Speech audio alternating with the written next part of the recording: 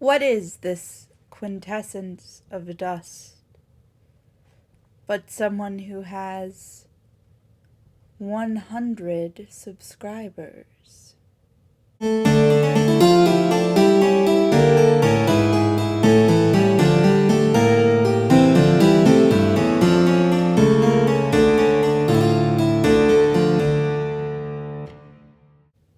Hello, friends and enemies. Welcome to Horror and Inconvenience, where things are usually spooky and always weird. And thank you for joining me to celebrate my 100 subscriber milestone. So, I have polled many of my friends, family, and internet acquaintances for ideas as to what to do to celebrate my 100 subscriber milestone, and I've only received two suggestions. One was to talk about my favorite books, which my personal favorites are so insufferable that I am moderately concerned that I will lose a portion of those 100 subscribers if I talk about them. And a suggestion to be gay, do crime, which was extremely valid, but I wanted to do something a little bit less day-to-day for this,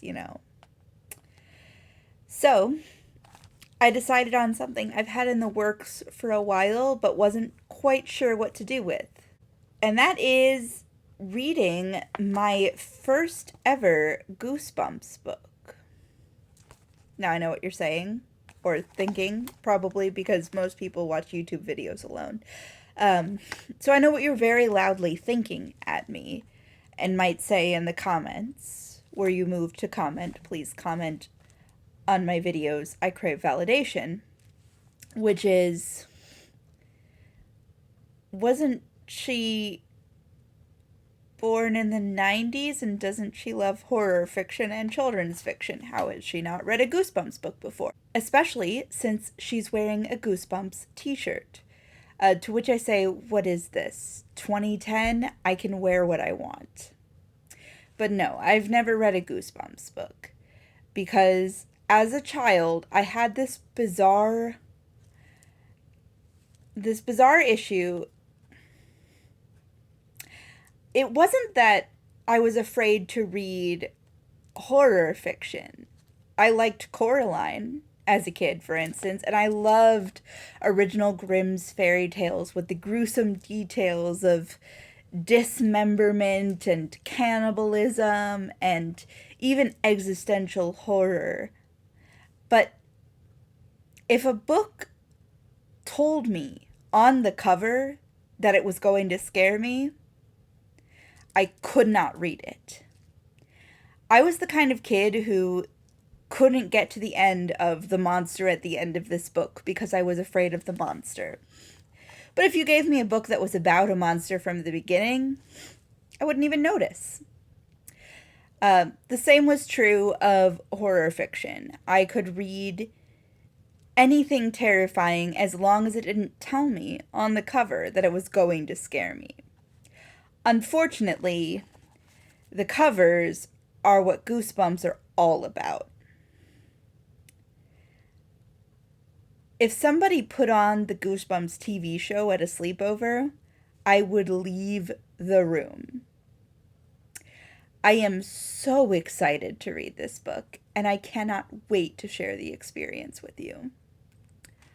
I've chosen Goosebumps number 20 from 1994, The Scarecrow Walks at Midnight. I think that this is an excellent choice for spooky season, and everything I've heard about it implies that it's enjoyably spooky and silly. And I'm super ready. So let's do this. The Scarecrow Walks at Midnight by R.L. Stein. 1. I love how these chapter titles drip ooze. Hey, Jody, wait up. I turned and squinted into the bright sunlight. My brother Mark was still on the concrete train platform. The train had clattered off. I could see it snaking its way through the low green meadows in the distance. I turned to Stanley. Stanley is the hired man on my grandparents' farm. Is this a children's book? I don't know. Somehow this feels to me more like a cut-rate cold comfort farm. He stood beside me, carrying both suitcases. Look in the dictionary for the word slowpoke, I said, and you'll see Mark's picture. Stanley smiled at me. I like the dictionary, Jody, he said. Sometimes I read it for hours. I did not expect to be this baffled this quickly. Stanley isn't very smart. Grandpa Kurt always says that Stanley isn't working with a full 100 watts.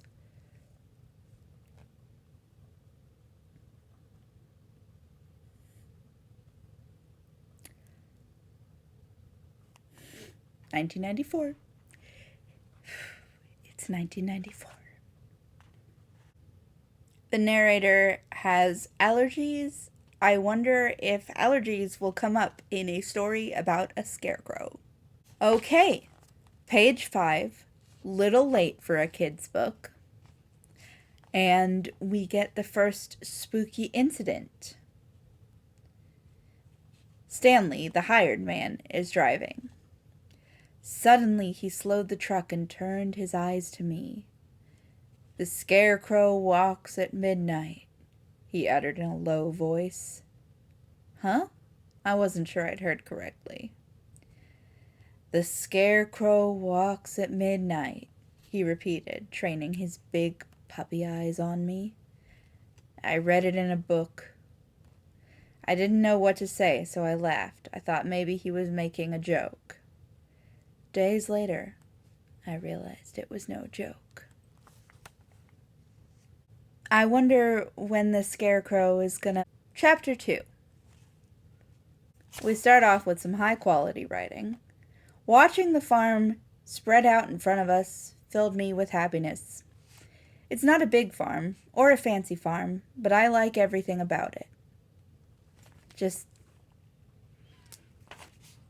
poetic.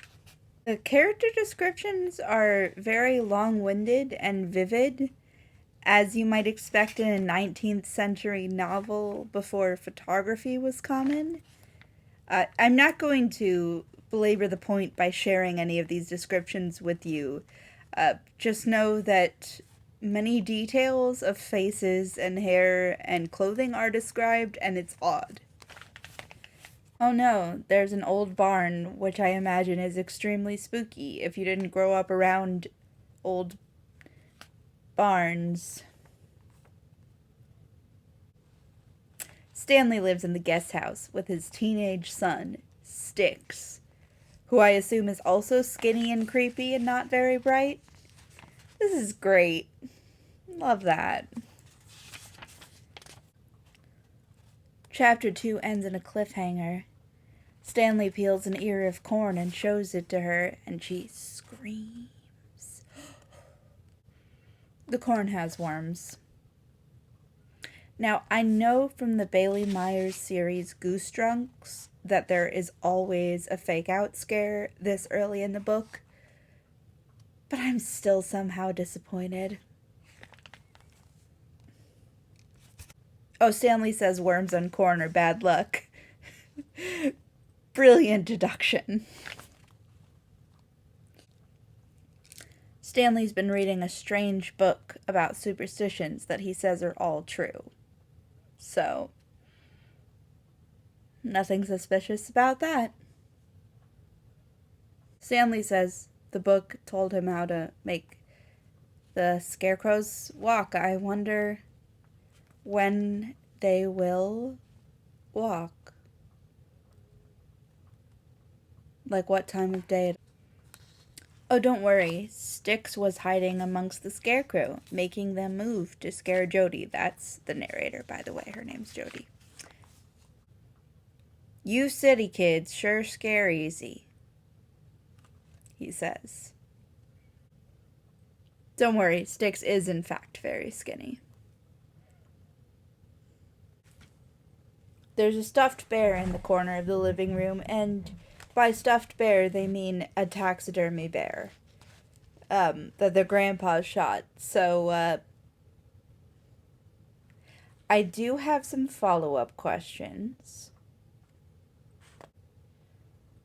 But all we're getting from Grandpa Kurt is that it was a killer bear. Oh, here's some more really solid farm description. Where the grass ended, the cornfield stretched out under the glow of the full moon. The pale moonlight made the tall stalks shimmer like gold. The stalks cast long blue shadows over the field. I'm going to be up all night trying to work out how corn stalks resemble gold. I think it's the shimmering that gets me. Like, what's less shimmery than a corn stalk? And, I know R.L. Stine is from Ohio because his autobiography is titled It Came from Ohio. So, what's his excuse? There's lots of scarecrows in this field. I want you to know that since I last mentioned it, there have been 2 more fake-out chapter cliffhanger scares. Alright, at the end of chapter 8, she's alone in the woods, and she's being stalked by a scarecrow. Will it turn out to be real? Or another fake-out, which would make it number 4. Unclear. When she points at the scarecrow, it is gone. Great. I just want you all to know that at this point in Coraline, we're seeing some button eyes. She goes to the barn to try and find her grandpa to tell him about her fears. But not only is the barn empty, somebody shuts the door and traps her in there. Someone's walking toward her with a scraping sound. She climbs a ladder to the hayloft. She looks out the window and finds a rope that she can use to climb down and escape, but when she looks down, a scream of surprise and horror. Chapter change. She sees a black hat and coat, a scarecrow. Now she suspects that it's not really scarecrows stalking her, but actually Styx dressing up as scarecrows to scare her. Because I guess she is crows. But when she accuses him of scaring her by dressing up as a scarecrow, he denies it. And when she says that he's been scaring his dad too, he says, "I've got to find him. He could do something terrible." But nobody sees him again till dinner, when he, Stanley that is, Styx's dad, in case you forgot, because why would you remember? He's carrying the Book of Superstitions, and he says, "Don't tell Grandpa Kurt about the scarecrow. It will only upset him. We don't want to frighten him, do we?" Grandma Miriam serves a cherry pie, even though Grandpa Kurt is allergic to cherries, because it's Stanley's favorite. So something climbs into her bedroom, and she looks up and it's her grandpa, which doesn't make sense because he can barely walk, let alone climb. And then he raises his arms, and his hands are made of straw. And I do not think that this is real at this point. And she runs out of her room to escape, only to run into Grandma Miriam, who is also a scarecrow. And it was a nightmare. Okay, this confuses me because she's getting dressed for the day and she puts on, quote, a sleeveless blue t-shirt. How can it be a t-shirt if it's sleeveless? Because because the T element is the sleeves is what makes it a T. If it's sleeveless, is it more like an I shirt, an L shirt, like a lowercase L shirt, or a capital I shirt without the sleeves? My point is, where is the editor? This morning, when Jody asks for pancakes, Grandma Miriam admits she's forgotten how to make them. So, really sounds like a situation in which something sinister could happen that wasn't a fake-out scare, which are the only types of scares that have happened in this whole first half of the book. This is a book for 9-year-olds. Why am I allowing myself to be disappointed by it? Another poetic passage. Grandpa Kurt always called Betsy and Maggie the old gray mares, I guess because they were both old and they were both gray. Alright, friends. It's time to break for a little horse girl rant.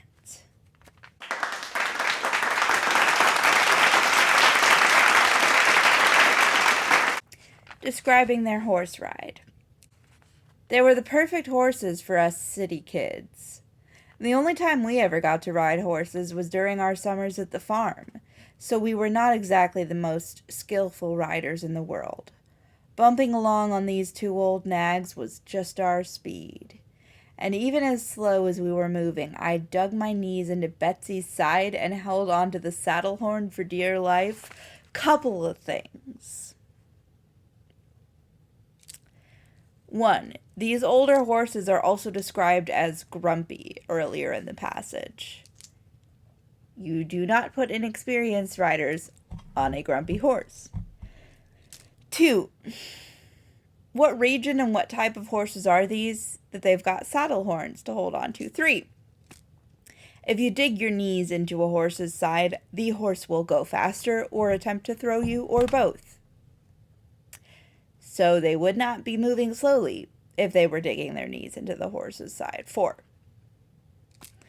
It doesn't actually take a great deal of experience to be a competent horse rider. Certainly, skill is important to a certain level, and beyond that, it certainly helps. But empathy and an understanding of the horse as a separate creature with its own agenda is all that's really required to walk on a trail ride without incident, implying that somebody has not taught these children how to interact with a horse appropriately. Listen, as an avowed horse girl, I understand that you need a certain spiritual connection with the horse. 100 people are subscribed to this channel? There are scarecrows watching them trail ride. So a scarecrow's chasing them on their trail ride, causing the horses to finally pick up speed. And Jody's feet slip out of the stirrups, implying, incidentally, that the stirrups were not adjusted to the proper height, and some adult who should know better was not taking proper care of these children in their care.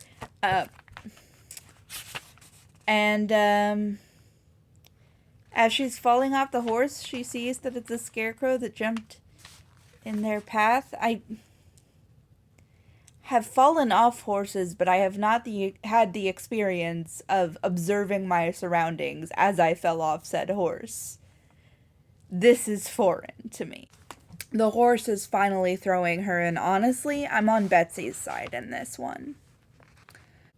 Did you know it hurts to fall off a horse? She thinks she sees a scarecrow hand reaching to help her up after she falls, but it is just Stanley. Ooh, but twist! This time the scare might have been real. There is a scarecrow fallen in the path near them, and Stanley says he saw it too. She decides that the scarecrow was tossed onto the path by Styx, who was apparently trying to hurt them, this time because the horses then threw them. Which, yeah, that part actually tracks.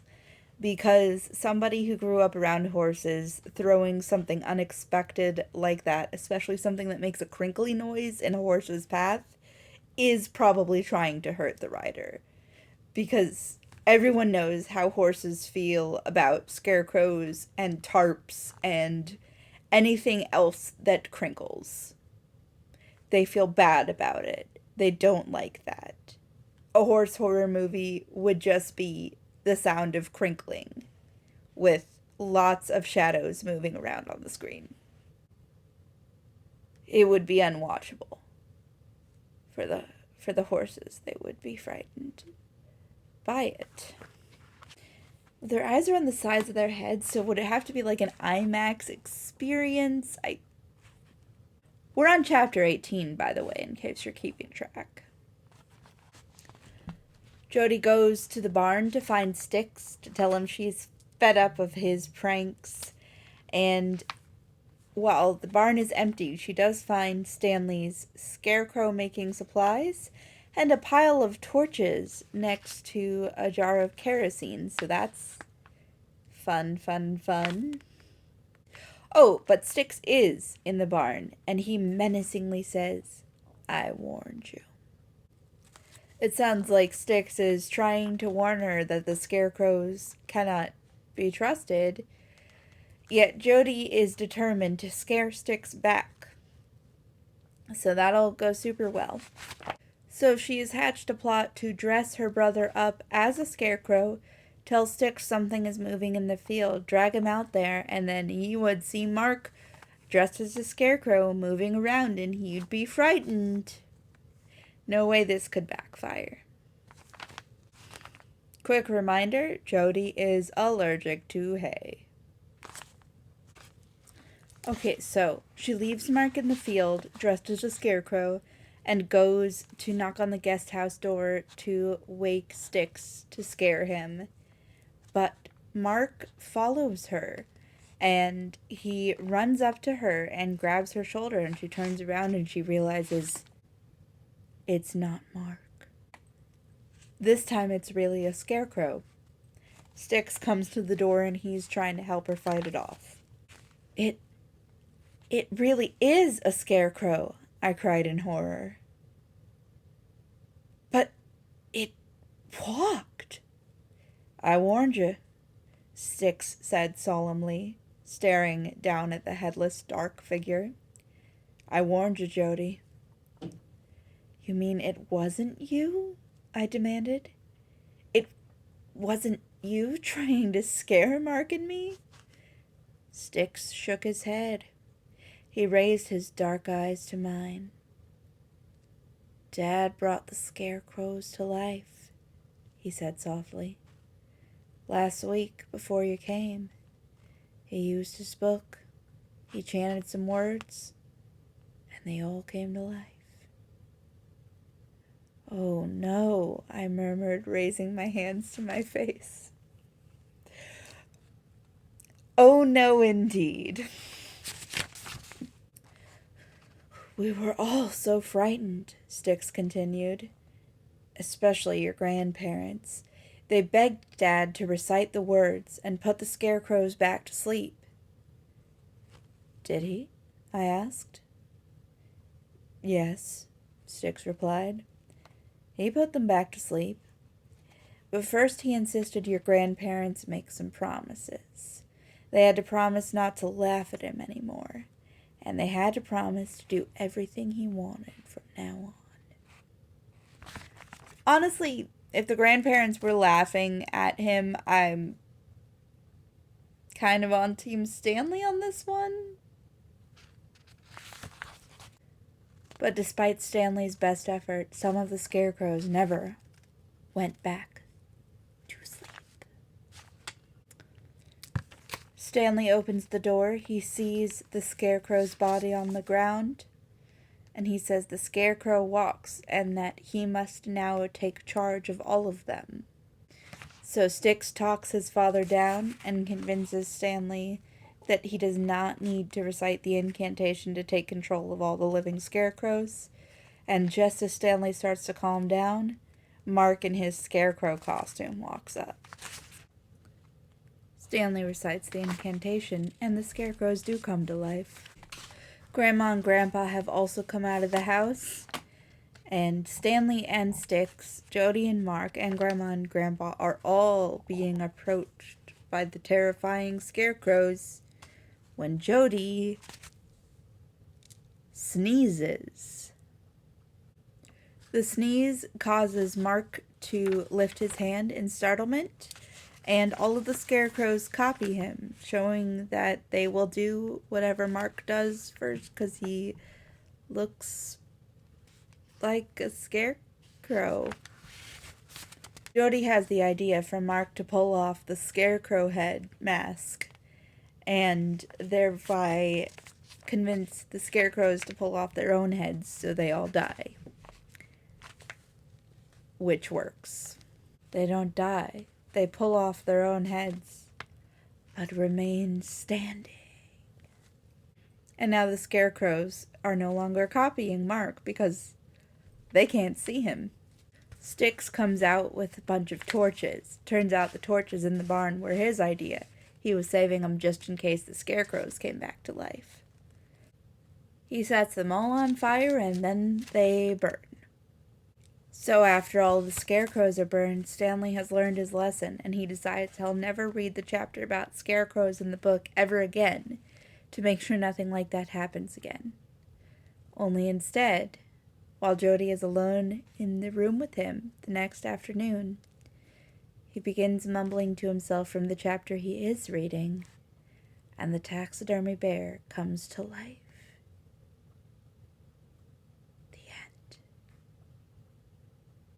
I just want you to know that at the end, there's a sample of the first several chapters of the next Goosebumps book, and then there's this mail order form to get more Goosebumps books.